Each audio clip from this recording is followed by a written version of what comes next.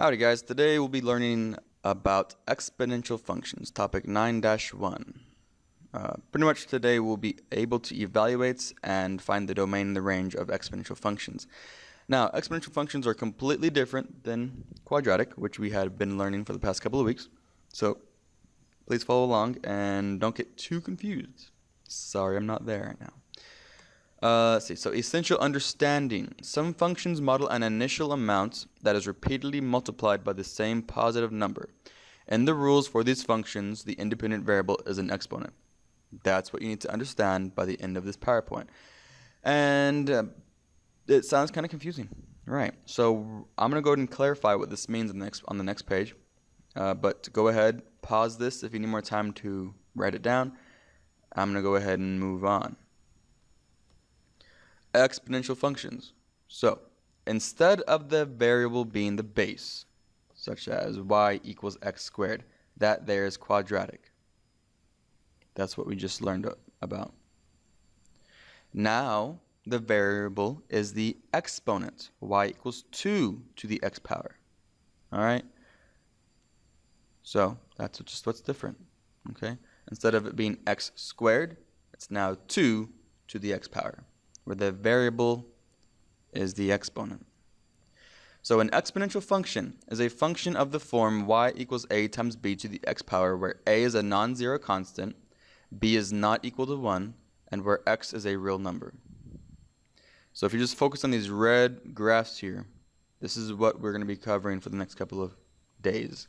Okay? It starts flat, goes upward. Starts high, gets flat. Okay, those are your two graphs we're going to be covering. Okay, so exponential growth and decay function in domain and range. All right, so given y equals a times b to the x power, there are two ways your equation can go. It can either grow or it can decay. So if your b value is greater than 1, it's going to be growing. Okay, simple as that.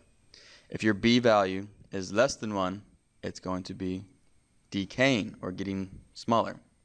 Now your growth function, it's growing, so it's going to start flat and go upwards.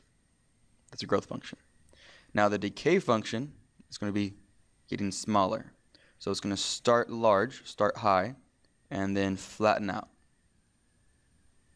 Okay, those are your two graphs of your two types of exponential functions. Now, domain and range, really super easy when it comes to these basic exponential functions that we're covering in Algebra 1. Domain is always all real numbers, piece of cake. And then your range is one of two things.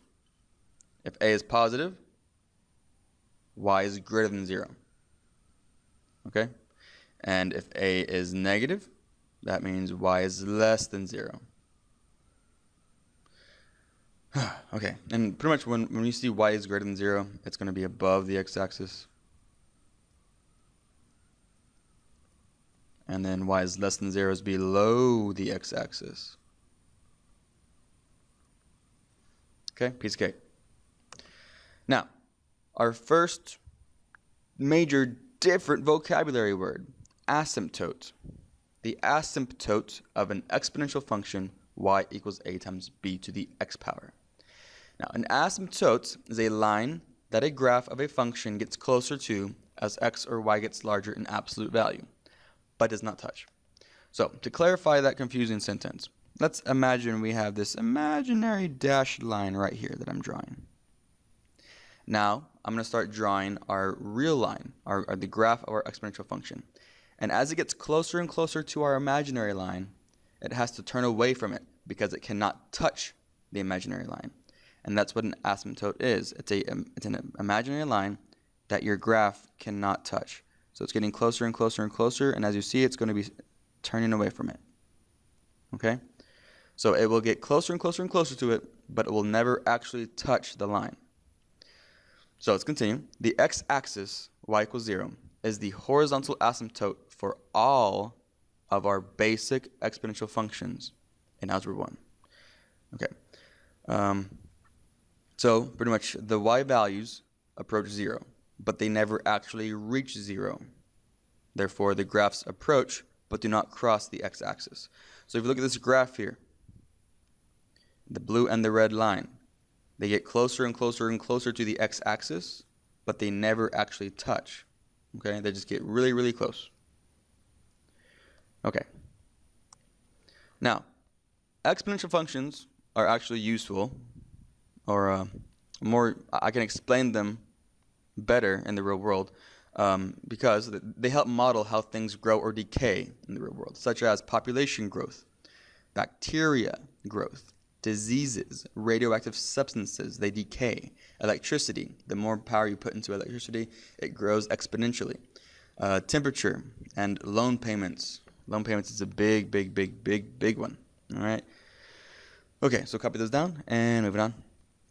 Now, time for our actual practice on this. So, for this question, we're going to state the domain, the range, the horizontal asymptotes, and whether or not the function is a growth model or decay model.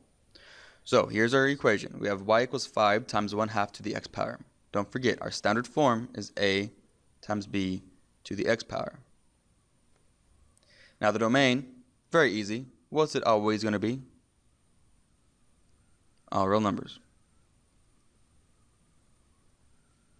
The range depends on if a is positive or negative. So a here is 5, and it's positive 5. Therefore, y is going to be greater than or less than? Greater than, because it's positive. Now your asymptotes for all basic exponential functions in Algebra 1 will be y equals 0 or the x-axis. And then growth or decay depends on b. If b is larger than 1 or less than 1. And as you see, b is 1/2. Therefore, it is less than 1. Therefore, less decay. Whenever you're getting less, you're not growing, you're decaying. So it's going to be a decay model. Next. All right. Let's see. Pause it here to do it on your own. And then play it again to hear my explanation. So here we go. State the domain, the range, the horizontal asymptotes, and whether or not the function is a growth model or decay model. So y equals 2 times 3 to the x power. We have a times b to the x power. Your domain will always, always, always be all real numbers. Your range depends on your a value, if it's positive or negative. As you see here, a is positive 2. Therefore, positive is going to be greater than. So, y will be greater than 0. Horizontal asymptote for all basic exponential functions in Algebra 1 will be y equals 0, or it's also called the x-axis. And then growth or decay depends on if b is greater than 1 or less than 1. And as you see, b is greater than 1 because it's 3. Therefore, it's greater. Therefore, it's growth. Okay, greater is growth. Less is decay. All right, so greater is growth. So it's going to be a growth model. Now, last thing, real simple, evaluating exponential functions. Pretty simple, I swear. So given the exponential function f of x equals 2 times 0.5 to the x power, find f of -1, f of 1, and f of 2. Now, as you see, this is f of x. Now x is f of -1. So therefore, I'm assuming, or I know, that x is -1. So I'm going to replace x in the equation with -1. So let's go ahead and write that out. F of -1 equals 2 times 0.5 raised to the -1 power. Real simple. Get out your calculator, please. Get out your calculator. Go ahead and add a calculator page and just type in exactly what you see. So 2 parentheses negative, 0.5 parentheses. And then how do we get that exponent of -1? What you're going to do is you're going to look at the left side of your calculator and see that mountain-shaped looking button below the equal sign. So below the equal sign, there's like a peak, a caret, a sharp hill. Click that button. That there will get you your exponent.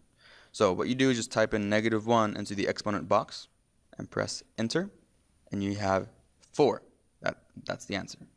So equals 4. So again, type it in. Well, again, we're now going to use your f of 1 now. Your next question is f of 1. So 2 times 0.5 to the 1 power. I already know this is going to be 1, but let's go ahead and show you on the calculator. So go to your calculator, type it in. 2 times 0.5 to the 1 power, press enter, and it equals 1. Okay, so that there. Oh, you already got that. And again, the last one is f of 2. Plug it into your equation. 2 times 0.5 to the 2nd power. Let's go ahead and plug it in your calculator. So 2, actually I can just press up twice, enter, and edit your exponent. 0.5, okay? So that's the answer to that one. So 0.5. And these here are your 3 answers to your 3 questions. So next, the next question, go ahead and do on your own. So pause here, and then play it once you're finished so we can check our answers. So given the exponential function, f of x equals 3 times 1.5 to the x power. Find f of -1, f of 1, and f of 2. I'm going to go ahead and just set them up for you. And we'll do it all at the same time in the calculator.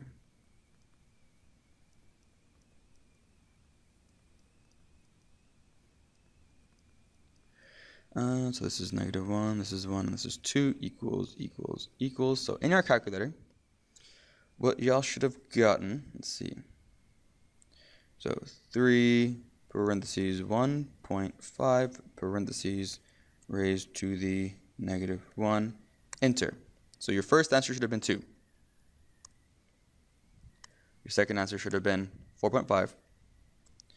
And your third answer should have been 6.75. Okay, so 2, 4.5, and 6.75. That's it for today, okay? So hopefully you got to the end of the video. So go ahead and, yeah, that's it. So the rest, let me think. What am I trying to say? Thanks for watching. And today you learned about domain and range of exponential functions and learned how to evaluate exponential functions in your calculator. Pretty simple day. Sorry I couldn't be there. But you know, UIL, competition, you know, fun stuff. Okay, bye guys.